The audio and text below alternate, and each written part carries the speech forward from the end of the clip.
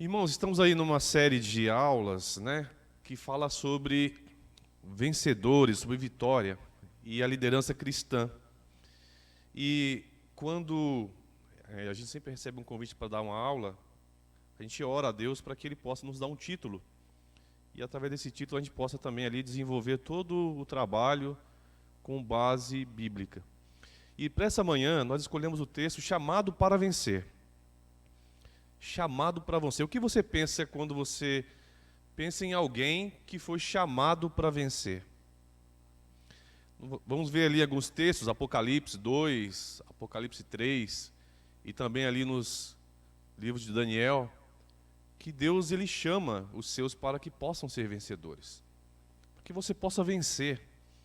E o interessante é que Ele tem promessas para aqueles que Ele espera que vença, que seja perseverante e que possa suportar e caminhar vitorioso até o fim. Próximo slide, pode passar. Vamos entender aqui alguns pontos nessa manhã. Primeiro, quais são as promessas para os vencedores? Vamos falar um pouco sobre a perseverança. A diferença entre a vitória em Deus e a vitória pessoal. O vencedor preserva a sua identidade, vencendo no campo inimigo. O vencedor não nega seus valores. E o vencedor sabe quem está à frente. Próximo slide. Encontramos aqui, irmãos, alguns textos bíblicos que mostram exatamente isso. Diz assim a palavra do Senhor, em Apocalipse 2,17. Acho que dá para ler, está um pouco claro, né? Apocalipse 2,17, você pode abrir o texto e também acompanhar conosco. Diz assim: aquele que tem ouvidos, ouça o que o Espírito diz às igrejas. Ao vencedor darei do maná escondido. Também lhe darei uma pedra branca com um novo nome nela escrito, conhecido apenas por aquele que o recebe.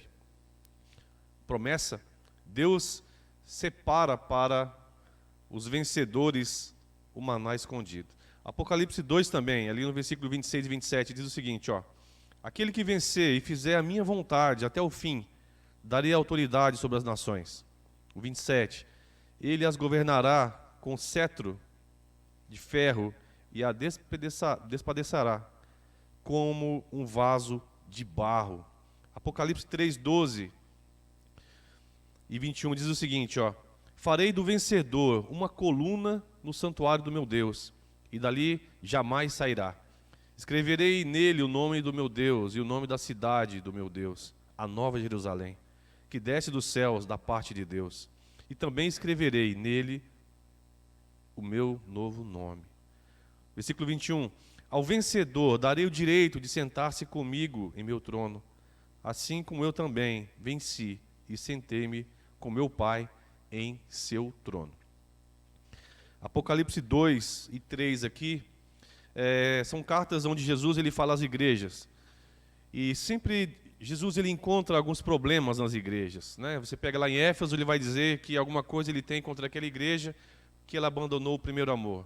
Quando você pega lá em Laodiceia, Deus ele fala que está ao ponto de vomitar, porque eles não são nem quentes e nem frios, são mornos. Você encontra lá em Filadélfia uma única igreja onde Deus ele não encontra nada e ele fala para que eles possam se preservar, guardar, reter aquilo que é bom. Então, Deus ele separa promessas para os vencedores. E você sabe de quem ele está falando aqui? Alguém imagina quem é esse grupo de pessoas que Deus está falando aqui, no qual ele separa as promessas? Alguém tem uma ideia aqui? Não. Olhe para o seu lado e você vai encontrar a resposta. Deus separa as promessas exatamente para nós. E Ele espera que nós possamos vencer e sermos vencedores até o fim. Perseverar, permanecer, reter, guardar e ser vitorioso.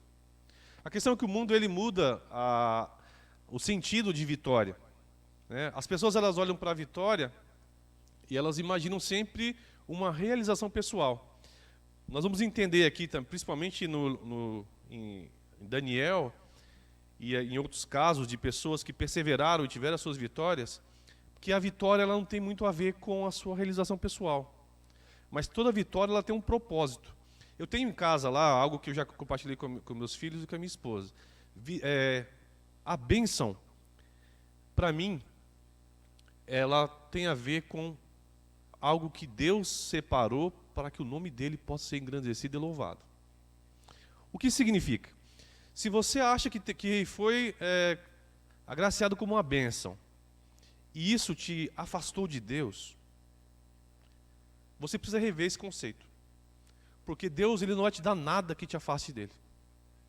Deus não vai te dar uma vitória ou uma realização, algo que você espera, que você tanto almeja, sendo que isso vai te afastar dele ou te afastar dos caminhos dele.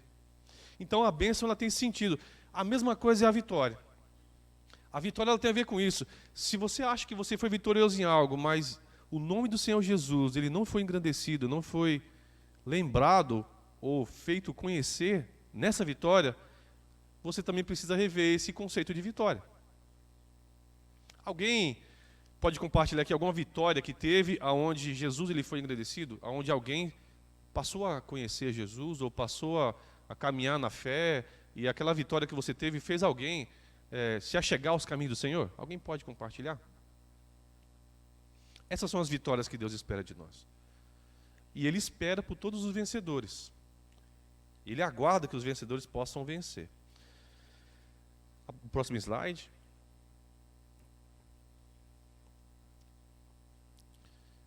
Deus deseja a nossa vitória. Está conosco durante as batalhas. Irmãos, não é fácil a gente alcançar uma vitória. Porque enquanto você está tentando vencer, o inimigo quer te derrubar. Não sei se aqui alguém já convive com gente assim, mas eu tenho uma dificuldade imensa de ficar perto de gente pessimista. O pastor falou sobre isso domingo passado na pregação. E realmente é algo muito complicado. Eu tenho uma dificuldade imensa. Eu acho que uma coisa é você ser realista. Realmente, vamos com cuidado, né? Vamos analisar bem, né? Vamos analisar por todos os ângulos. Ok. Mas tem gente que tudo dá errado. Parece que nada dá certo, nada pode ser feito. Desiste. Não vai dar certo. Você não vai conseguir. Alguém já ficou perto de alguém assim? Alguém aqui pode levantar sua mão e falar assim já? Não é? É fácil você conseguir vencer algo quando tem alguém o tempo todo falando para você que você não é capaz, que você não vai conseguir? Exatamente, se afastar da pessoa. Exatamente. Esse é o ponto. Não é fácil você caminhar. Aquele livro Peregrino, que até virou filme, né? Você vê ali alguém tentando estar no caminho o tempo todo. Porque existia uma promessa lá no final para ele. E tantas coisas tentam tirar ele do caminho. Na nossa vida é exatamente assim. Pessoas tentam nos tirar do caminho. O inimigo tenta nos tirar do caminho. Outra coisa interessante, irmãos, aqui. O inimigo é alguém que quer te ver mal, certo? Ele quer ver você derrotado. Ele quer ver sua vida destruída. Ele quer ver você longe de Deus. A pergunta é, por que as pessoas dão ouvido para ele, então? Se olha para alguém que quer te ver mal, quer te ver destruído, que é o inimigo, o diabo, por que as pessoas, sabendo disso, ainda dão ouvido para ele? Né? Difícil você imaginar isso. As pessoas dão ouvido demais para o inimigo. Nós vamos ver aqui daqui a pouco, irmãos, que pessoas que venceram, elas não se deixaram abater.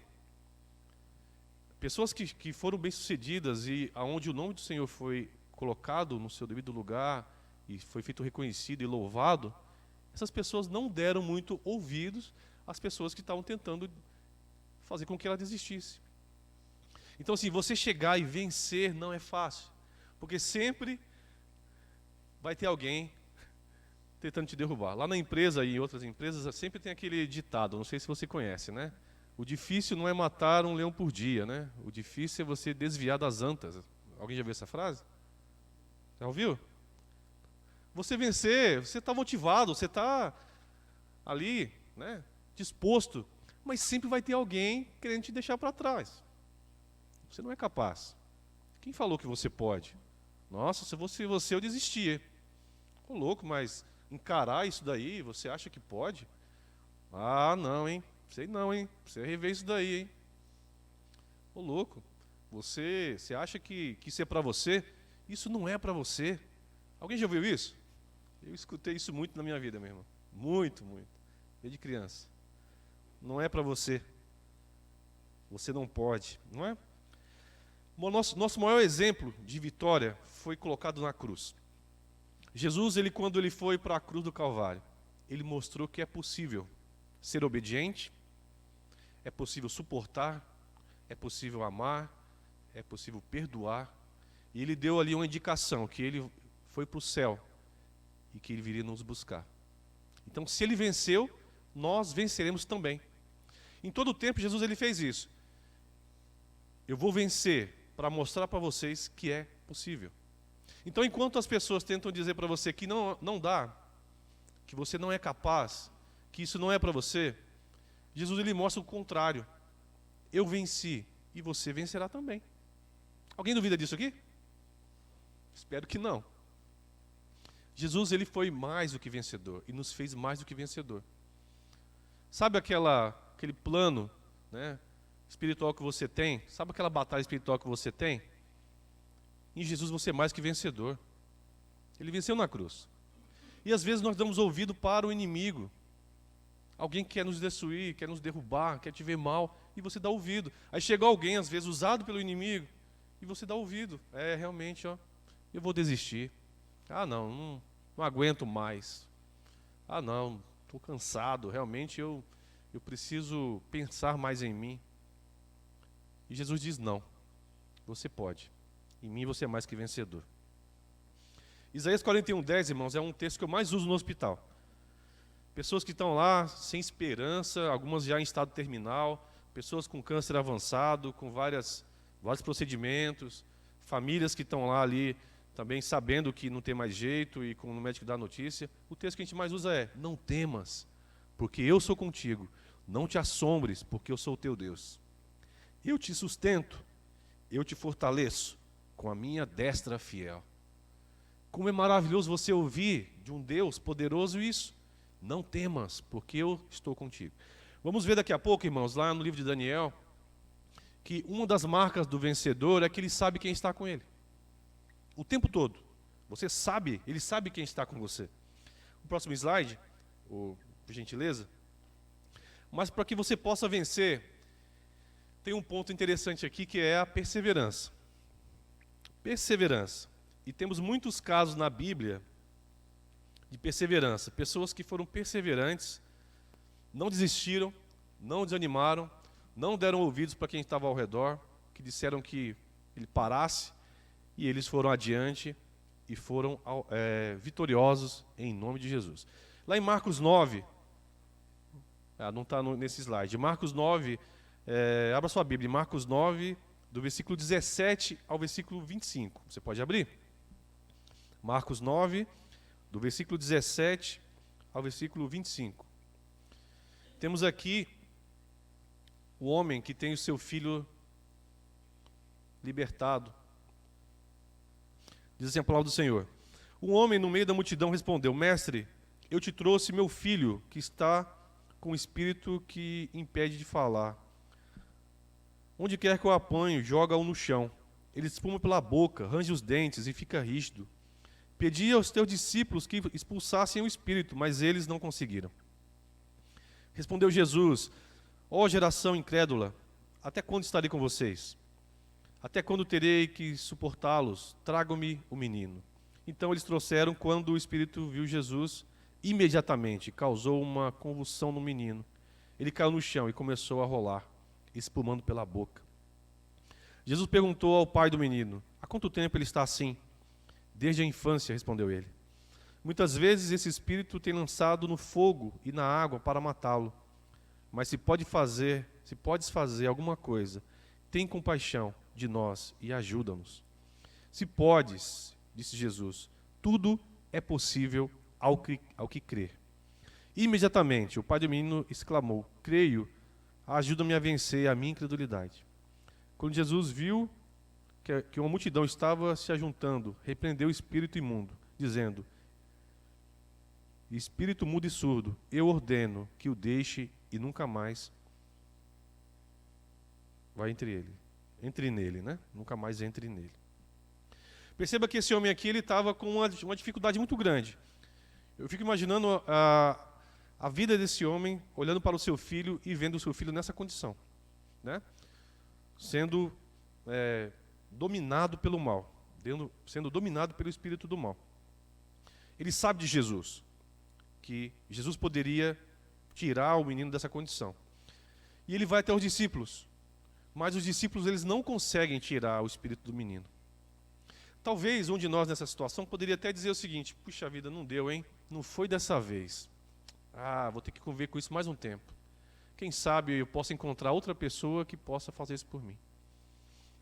Os discípulos eles não conseguem expulsar o espírito do menino. Mas ele não desiste. Ele sabe que Jesus pode. Ele vai até Jesus. Jesus sabe da incredulidade dele. E Jesus fala para ele: ó geração, diz assim, né?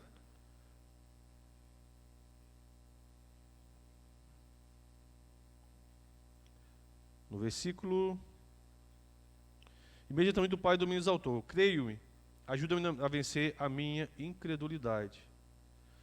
Jesus ele coloca aqui uma geração incrédula. O menino ele estava ali com seu pai, mas o pai não estava tão convicto que ele poderia ser libertado. Mas Jesus mostra que é possível e liberta esse menino. De qualquer forma, esse homem, mesmo com pouca fé, mesmo não com tanta fé, ele é perseverante. Ele tem a primeira derrota, os discípulos não conseguem expulsar o demônio do menino, ele não desiste e ele vai até Jesus.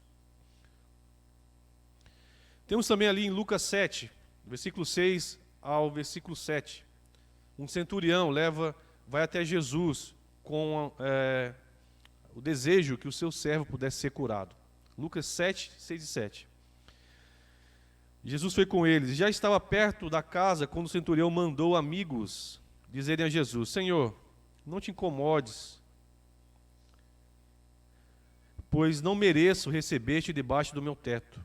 Por isso, nem me considerei digno de ir a teu encontro, mas dize uma palavra, e o meu servo será curado. Irmãos, por que você persevera? Por que você insiste? Né? É uma dúvida para nós. Por que a gente persevera e a gente insiste? Porque nós sabemos que Jesus pode fazer. O que Jesus pode fazer? O interessante é que a fé desse homem é tão grande, que ele vai até Jesus, ali com o desejo que o seu servo fosse curado, e ele fala para Jesus: Jesus, você não precisa nem ir lá. Eu tenho a convicção que basta uma palavra tua, só o Senhor falar, o meu servo vai ser curado. Aqui, esse texto ele nos mostra aqui por que você tem que ser perseverante. Porque você sabe quem está com você e quem pode fazer algo por você. Esse homem ele não tinha uma visão limitada de Jesus, né? Em alguns milagres, algumas pessoas criam que Jesus poderia curar, mas elas se abateram porque elas não imaginavam que Jesus poderia ressuscitar. Mas esse homem ele falou assim: Senhor, uma palavra tua, não precisa nem na minha casa, eu não sou digno de te receber lá, mas uma palavra tua, eu sei que ele vai ser curado. É por isso que nós perseveramos, ok? É por isso que nós temos que perseverar, porque nós sabemos exatamente quem está à frente, quem pode fazer algo. Quantas vezes a gente escuta isso no hospital? Eu tive um caso, acho que contei para vocês, a família inteira reunida ali, ao redor do leito, não tinha mais o que ser feito, as pessoas estavam vendo os detalhes já para o sepultamento, chama toda a família, chama todo mundo. Daqui a pouco o homem acorda, daqui a pouco o homem se recupera. E aí? Quem fez isso? E Jesus está à frente. Quando parece que tudo está perdido, não tem mais jeito, Jesus está à frente. Por quê? Nós perseveramos porque nós sabemos em quem nós cremos, ok? É assim que funciona. E Jesus espera de nós isso, que a gente possa perseverar, reter, nos guardar, porque existe uma promessa para aqueles que vão vencer. De quem ele está falando? Nós. Interessante que não existe uma promessa aqui para as pessoas que vão chegar perto. A promessa aqui não é para aqueles que vão quase chegar lá, aqueles que, até que você foi bem. A promessa é para aqueles que vão vencer, que vão ficar até o fim. Jesus está voltando, né? Eu costumo falar, estamos em contagem regressiva para o céu. Jesus está voltando e ele vem buscar os seus. E nós estaremos com ele. Amém? Amém. Temos que perseverar. porque sabemos em quem nós cremos. Próximo slide.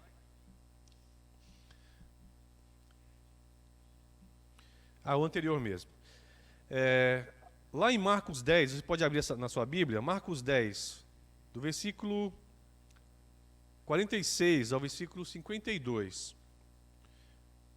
Marcos 10, 46 a 52. Temos ali a cura do cego Bartimeu. Marcos 10, do 46 ao 52. Diz assim a palavra do Senhor. Então chegaram a Jericó, quando Jesus e seus discípulos, juntamente com uma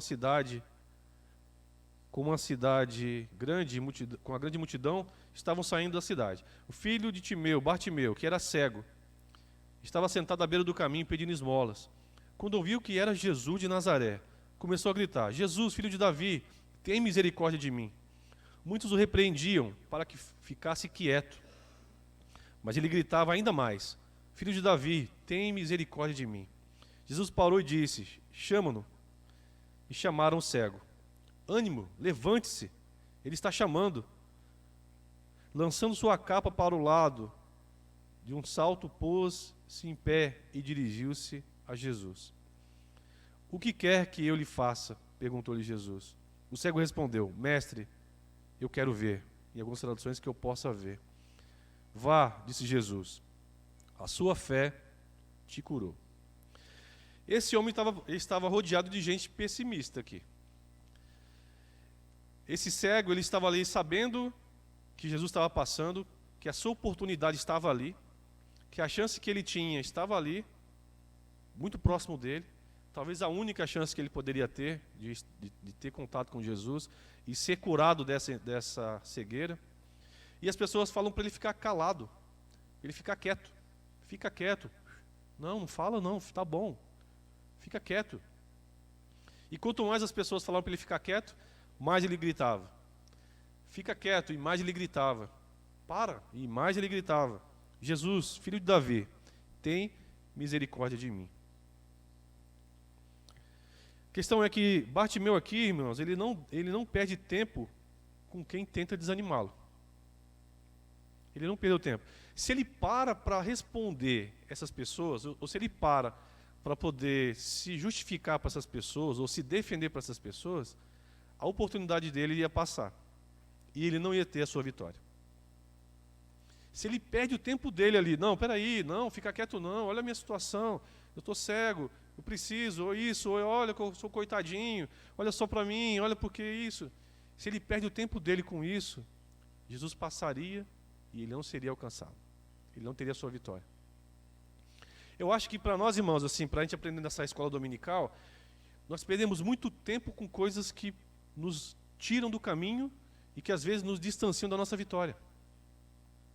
Perdemos muito tempo assim. Sejam, às vezes, aos nossos sentimentos, às vezes, pessoas que tentam nos tirar disso. Nós perdemos tempo. E quando você perde tempo com essas coisas, você tira o foco de Jesus.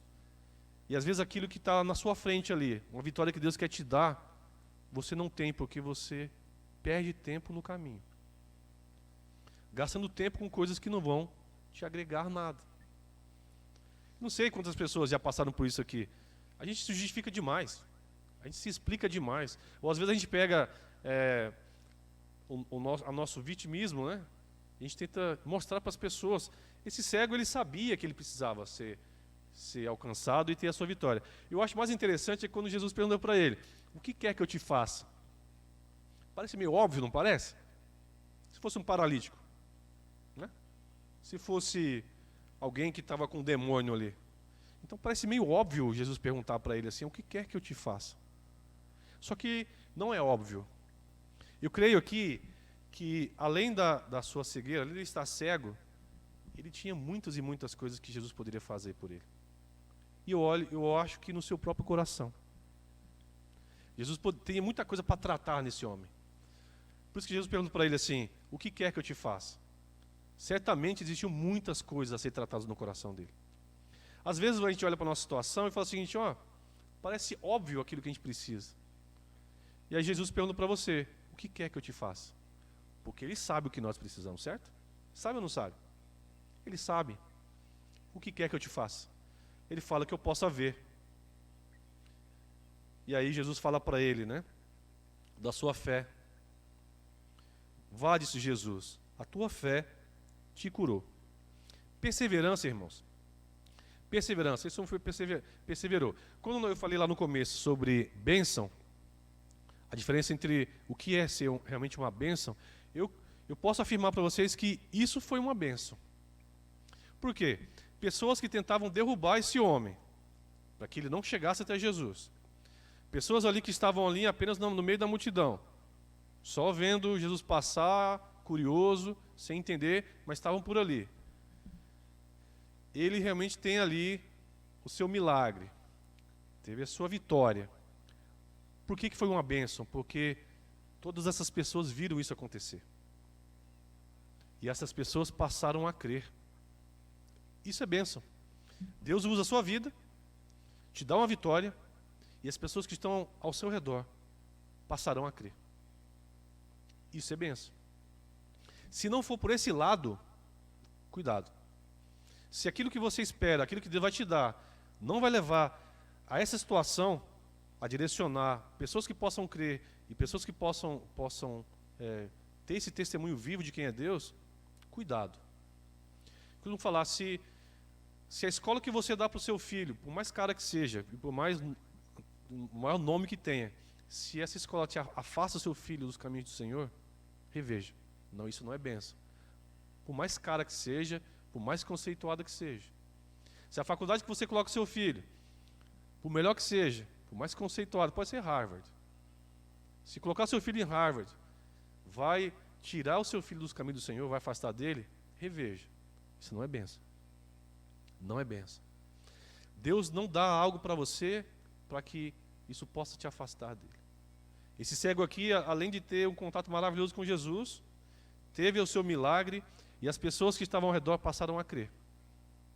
Ele foi usado como instrumento para receber uma vitória e as pessoas passarem a crer em Jesus Cristo. Pode passar no próximo slide? As pessoas se rendem demais aos seus problemas. Se entregam muito fácil. Se entregam facilmente aos seus problemas. Temos aqui a vitória do mundo versus a vitória de Deus. Muitas igrejas que falam muito sobre vitória, sobre vitória, sobre vitória, se escuta muito sobre isso, né? Muitos irmãos falam sobre vitória. E tem uma canção, não sei se alguém aqui já ouviu, aquela Sabor de Mel. Alguém já ouviu? Sabor de Mel. Eu vou chamar de música porque ela tem melodia, harmonia e ritmo. Mas não vou chamar de louvor, não. Vou chamar de música, mas não vou chamar de louvor, não. A música começa bem, ela começa falando de vitória, ela começa a falar do nome de Jesus, ela começa bem. Mas quando chega num ponto ápice da música, ela fala assim, e como é que ela fala? Você vai estar num palco, as pessoas que não te ajudaram vão estar ali no meio da plateia, né? Até ela coloca, vendo o brilho de Jesus em você. Mas você vê que existe uma distorção muito grande o que é vitória. A sua vitória, como diz a música Sabor de Mel, que eu chamo de música, porque tem melodia, harmonia e ritmo, mas não chamo de louvor, ela não louva a Deus, porque a sua vitória não vai colocar você num palco. O lugar de destaque da vitória que você vai receber, ela não é para você. É para Deus. Amém? É para Ele. É para Ele que esse lugar de destaque. Não vai ter um palco. Essa canção eu até me arrepio quando eu escuto essa canção, eu vejo alguém cantando essa canção. Não é para isso que nós fomos. As promessas aqui que Deus reservou para os vencedores não são para esses que vão estar num palco. E aquelas pessoas que foram contra você vão estar ali te admirando embaixo e você em cima, como se a sua vitória fosse um triunfo para você. Essa é uma linha perigosa que nós temos aí sobre vitória, sabe? Uma vitória que vai trazer triunfo. Você vai triunfar. Você foi feito para ser cabeça e não cauda. Lê um pouquinho mais para frente. Só as próximas palavras do versículo. Para aqueles que guardarem a palavra, forem obedientes a Jesus, a Deus. Então, a vitória nossa, ela não pode ter essa conotação de triunfo. Mas em nome de Jesus, ela vai glorificar o nome de Deus. Pode passar o próximo slide. Abra sua Bíblia em Daniel, no capítulo 1, do versículo 1 ao versículo 8. Daniel, capítulo 1, do versículo 1 ao versículo 8.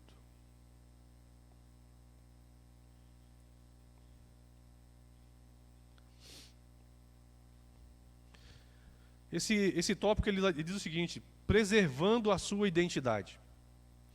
Uma marca de um vencedor, de alguém que vai vencer, ele sabe quem ele é. E nada vai mudar isso. Alguém pode te chamar de qualquer coisa. Alguém pode dizer que você é qualquer tipo de pessoa. Alguém pode denegrir a sua imagem. Alguém pode dar um novo nome para você. Mas o vencedor, ele preserva a sua identidade. As promessas que Deus guardou para os seus vencedores, que estão lá em Apocalipse, que nós lemos lá atrás, são para pessoas que preservaram a sua identidade. Mesmo ao redor de tantas coisas, mesmo ao redor do mundo perdido, contaminado, as pessoas que sabem exatamente quem elas são e preservaram essa identidade. Diz assim a palavra do Senhor: no terceiro ano de reinado de Joaquim, rei de Judá, Nabucodonosor, rei da Babilônia, veio a Jerusalém e a sitiou. E o Senhor entregou a Joaquim, rei de Judá, nas suas mãos, e também alguns dos utensílios do templo de Deus. Ele levou os utensílios para o templo do seu Deus, o Deus em minúsculo, é claro, na terra de Sinear, e os colocou na casa do tesouro do seu Deus. Depois o rei ordenou a Aspenaz, chefe dos oficiais da sua corte, que trouxesse alguns dos israelitas, da família real e da nobreza, jovens sem defeito físico, de boa aparência, cultos, inteligentes, que dominassem os vários campos do conhecimento e fossem capacitados para servir no palácio do rei. Ele deveria ensinar-lhes a língua e a literatura dos babilônios, né? De sua própria mesa, o rei designou-lhes uma porção diária de comida e de vinho. Eles receberiam um treinamento durante 3 anos. E depois disso, passariam a servir o rei.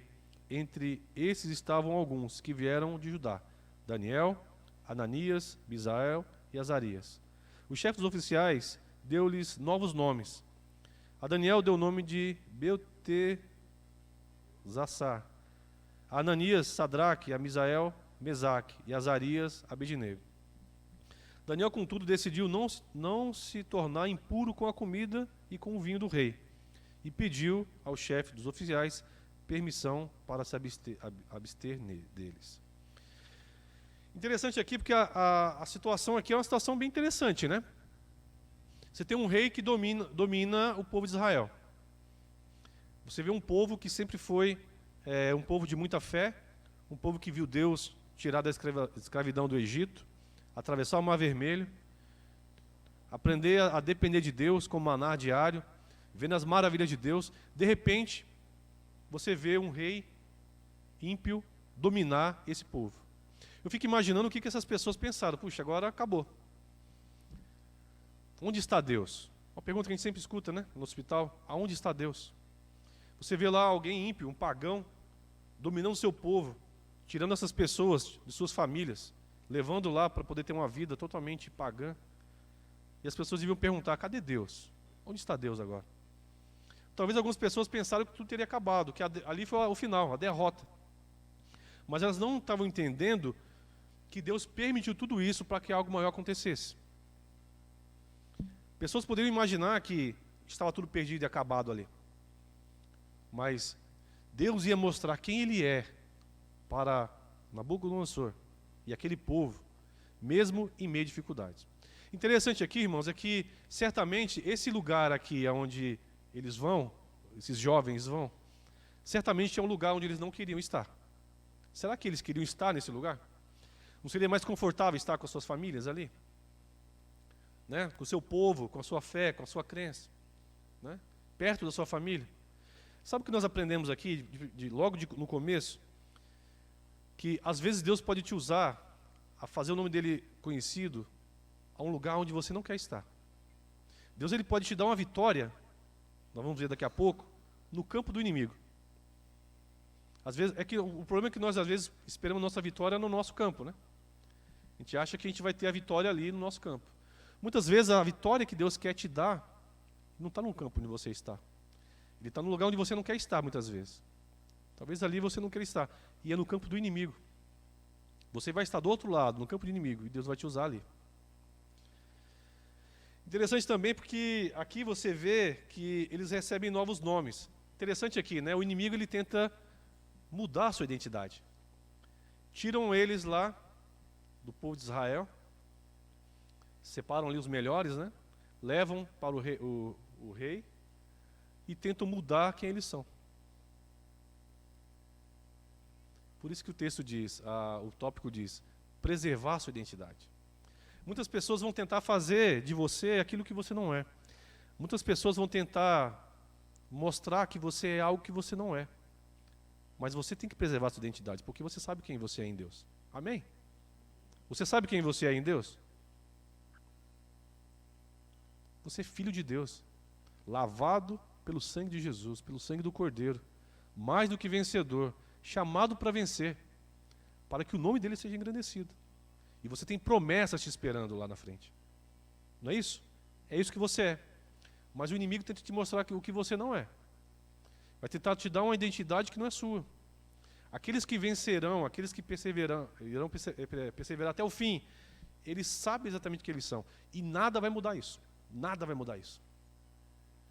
Alguém já teve aqui alguma situação onde, assim, de adversidade, onde foi difícil você mostrar quem você é? Foi difícil testemunhar? Alguém tem aqui algum testemunho para contar?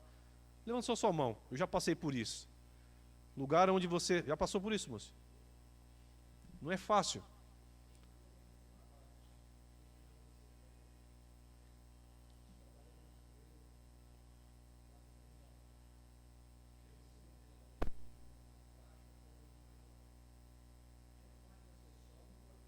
Sim.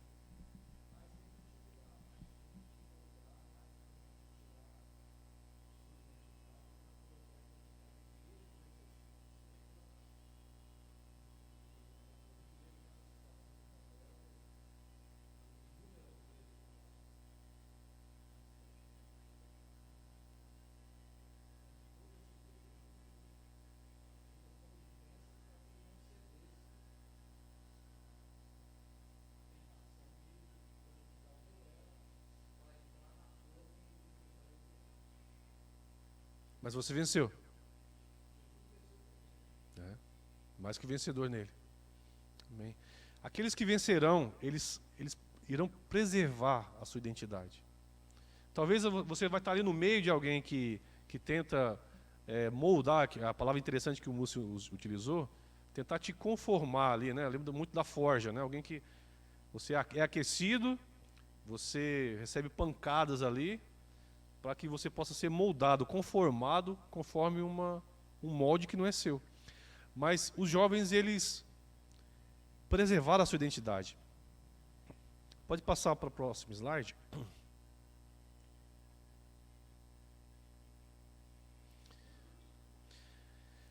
A questão aqui é que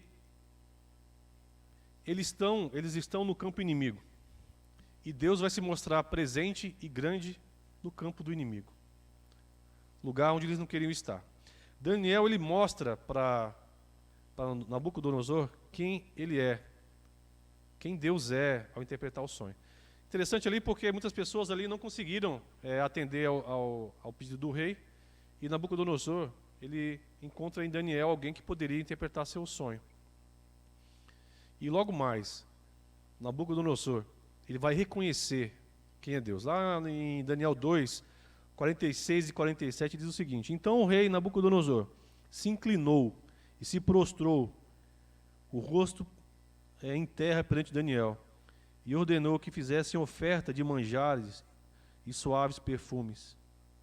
Disse o rei a Daniel: Certamente o vosso Deus é o Deus dos deuses e o Senhor dos reis, e o revelador dos mistérios, pois puseste a revelar este mistério. Daniel, ele vence aqui, né, com Deus na frente, para que Nabucodonosor, o inimigo, pudesse reconhecer quem é o Rei dos Reis. Ele reconhece quem é o Rei dos Reis. Próximo slide. É o anterior mesmo, perdão.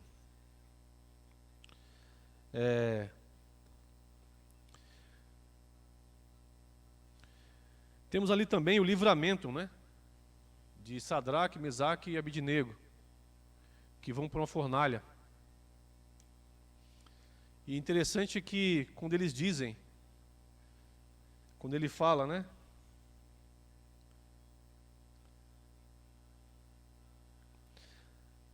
Ó Nabucodonosor, não precisamos defender-nos diante de ti. Se formos atirados na fornalha, em chamas, o Deus a quem prestamos culto pode livrar-nos, e ele nos livrará das tuas mãos, ó Rei. Mas se ele não nos livrar, saiba, ó Rei, que não prestaremos culto aos teus deuses, nem adoraremos a imagem de ouro que mandaste erguer.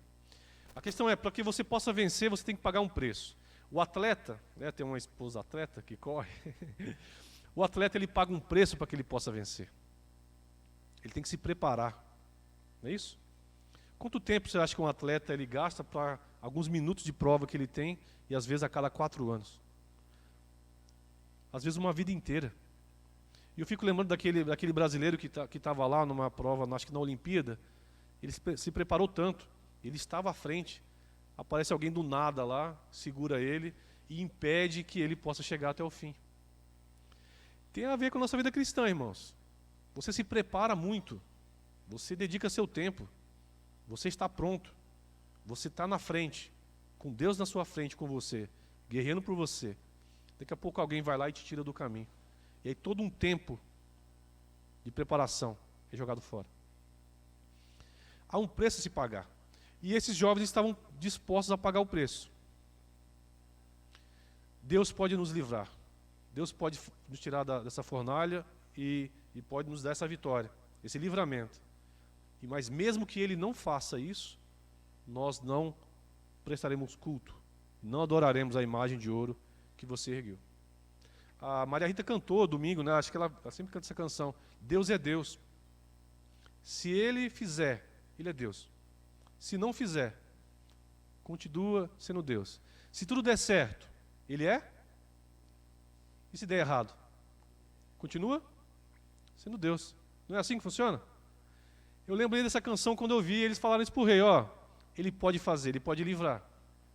Mas se ele não fizer, isso não vai fazer com que eu possa adorar ou me curvar diante dessa imagem. Firmeza. Aos vencedores, Deus espera exatamente isso. Que você possa se guardar. Quando você pega na igreja de Filadélfia, em Apocalipse 3, uma igreja que Jesus ele não encontrou nada que falar, nada contra. Mas ele falou assim, ó, preserva, retém, guarda. É isso. Esses jovens decidiram guardar. Daniel decidiu não se contaminar. E o preço que pudesse ser pago, tinha que ser pago. Vou contar rapidamente para vocês, irmãos, não é fácil pagar esse preço. A gente estava indo buscar minha sogra no aeroporto, né? E aí a Cristiane estava grávida do Henrique, barrigão, acho que para ter ele nas próximas semanas. A Caína era pequenininha. Fui buscar, peguei minha sogra no aeroporto, voltei. Quando eu volto, eu passo a entrada da Dutra. Falei, não tem problema, vou pela Ayrton Senna. Quando passa um pedágio, tinha uma blitz. Ele para o nosso carro e fala assim, ó, documento. Ele olhou o documento, ó, tem algum problema no seu documento. Eu falei para a Cristiane, ó, tá tudo certo, ó, tá tudo certo. Eu falei, ó, se minha esposa falou que tá tudo certo, tá tudo certo. E aí ele falou assim, vou consultar lá, mas se tiver alguma coisa errada, vai ficar feio para vocês. Eu falei, não, minha esposa falou que tá certo, tá certo. Acho que tinha um recibo lá, faltava imprimir o documento, um negócio assim.